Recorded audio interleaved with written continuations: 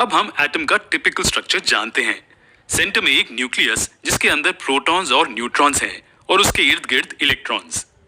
Example के लिए चलिए ऑक्सीजन एटम के स्ट्रक्चर को देखते हैं।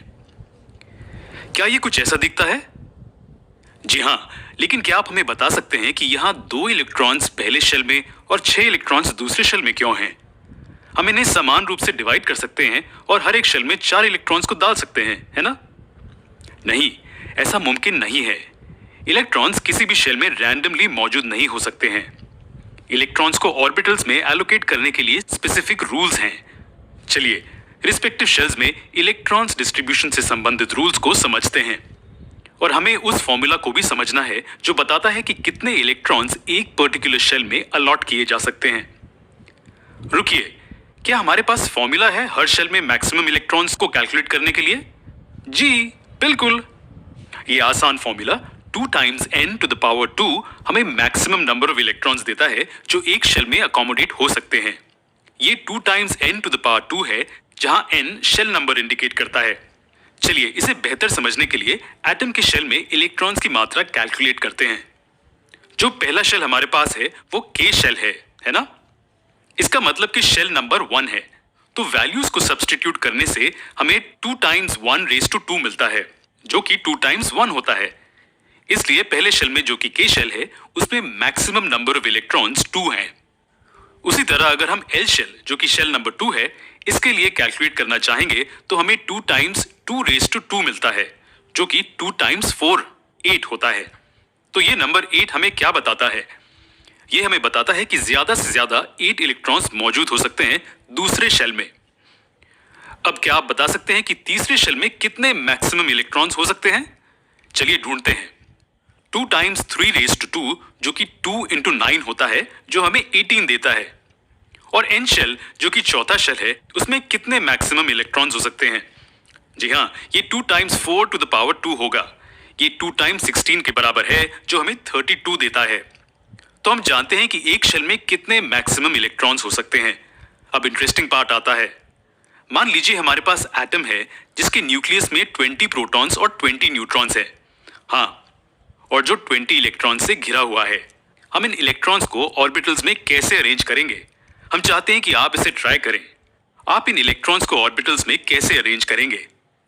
हम ये भी जानते हैं कि हर शेल में कितने मैक्सिमम इलेक्ट्रॉन्स हो सकते हैं। चलिए पहले शेल से शुरू करते हैं। पहले शेल में कितने इलेक्ट्रॉन्स हो सकते हैं?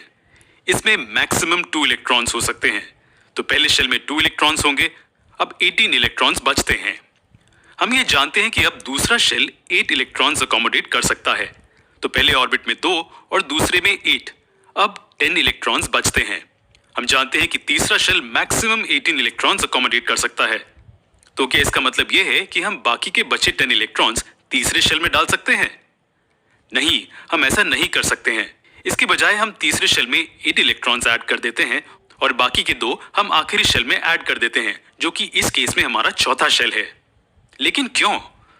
अगर तीसरा ऑर्बिटल 18 इलेक्ट्रॉन्स अकोमोडेट कर सकता है तो उसमें सभी 10 इलेक्ट्रॉन्स क्यों नहीं हो सकते? ये हमें हमारे पहले रूल की ओर लाता है। ये रूल कहता है कि आउटर मोस्ट ऑर्बिट में मैक्सिमम 8 इलेक्ट्रॉन्स हो सकते हैं। तो यहाँ क्या हुआ? अगर हम सभी 10 इलेक्ट्रॉन्स तीसरे ऑर्बिट को अलॉट कर दें तो यहाँ कोई चौथा ऑर्बिट नहीं होगा और इसका मतलब यह होगा कि तीसरा ऑर्बिट ही आउटर मोस्ट ऑर्बिट होगा। और अगर ऐसा हो तो इसमें 10 इलेक्ट्रॉन्स के होने से रूल कॉन्ट्राडिक्ट होगा। याद रखिए कि ज्यादा से ज्यादा सिर्फ 8 इलेक्ट्रॉन्स ही आउटर मोस्ट शेल में मौजूद हो सकते हैं। तो अब हम क्या करेंगे? हम तीसरे शेल में 8 इलेक्ट्रॉन्स और बाकी बचे 2 इलेक्ट्रॉन्स चौथे शेल में बांट देंगे। अब आउटर मोस्ट शेल में सिर्फ 2 इलेक्ट्रॉन्स हैं और रूल कॉन्ट्राडिक्ट नहीं हुआ।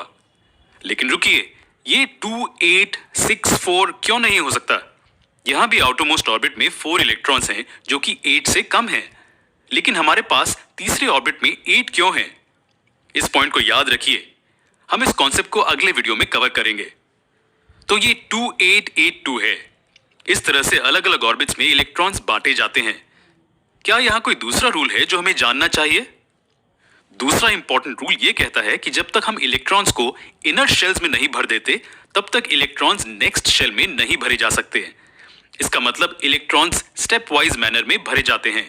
इसका मतलब कि इस एग्जाम्पल में हम पहले इनर मोस्ट शेल में 2 इलेक्ट्रॉन्स भरेंगे, फिर नेक्स्ट शेल में 8 भरेंगे और तभी हम तीसरे शेल की ओर बढ़ सकते हैं उसे 8 इलेक्ट्रॉन से भरने के लिए, और अंत में हम आउटरमोस्ट शेल में 2 इलेक्ट्रॉन्स भरेंगे। और ये एटम कैल्शियम एटम है जिसके न्यूक्लियस में 20 प्रोटॉन्स और